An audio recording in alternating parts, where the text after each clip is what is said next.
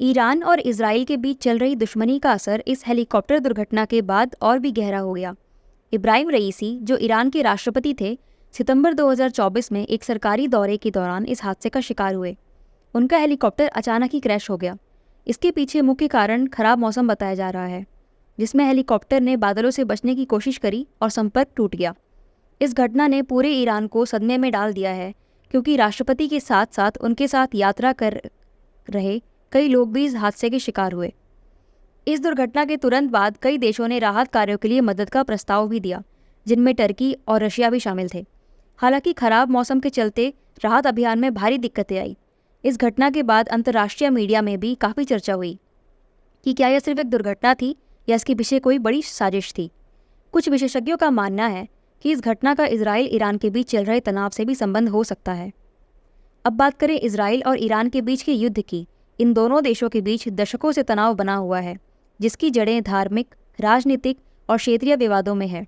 Israel का कहना है कि ईरान का परमाणु कार्यक्रम उसके लिए खतरा है, जबकि ईरान इसे अपनी सुरक्षा के लिए ज़रूरी बताता है।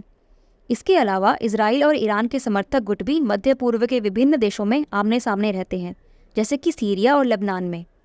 यह दुश्मनी समय समय पर खुलकर सामने आती है, खासकर जब मिसाइल हमले या साइबर अटैक होते हैं।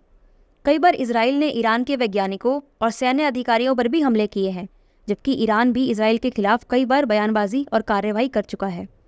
इस तनाव का एक बड़ा कारण यह है कि ईरान इजराइल के अस्तित्व को मान्यता नहीं देता और हमेशा से फिलिस्तीन का समर्थन करता आया है, जबकि इजराइल के लिए ईरान उसके अस्तित्व पर बड़ा खतरा माना जाता है।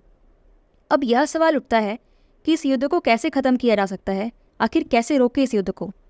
इसके समाधान के लिए सबसे पहले कूटनीतिक बातचीत की ज़रूरत है। अमेरिका और अन्य बड़े देश इन देशों के बीच मध्यस्थता कर सकते हैं। इसके अलावा ईरान के परमाणु कार्यक्रम पर नियंत्रण रखना भी एक बड़ा कदम हो सकता है। अगर ईरान अपनी सैन्य नीतियों में बदलाव करता है और इजराइल के खिलाफ अपने तीखे तेवर कम करता है, तो संभव है कि दोनों देशों के बीच शांति की शुरुआत हो सके। इसी तरह इजराइल को भी ईरान की चिंताओं को समझना होगा और एक संतुलित दृष्टिकोण अपनाना होगा। दुनिया भर में बहुत से देश यह चाहेंगे कि यह विवाद शांतिपूर्ण तरीके से सुलझ जाए, क्योंकि अगर यह तनाव बढ़ता है तो इसका असर पूरे मध्य पूर्व क्षेत्र पर पड़ सकता है, जिससे वैश्विक स्थिरता और शांति को बड़ा खतरा हो सकता है।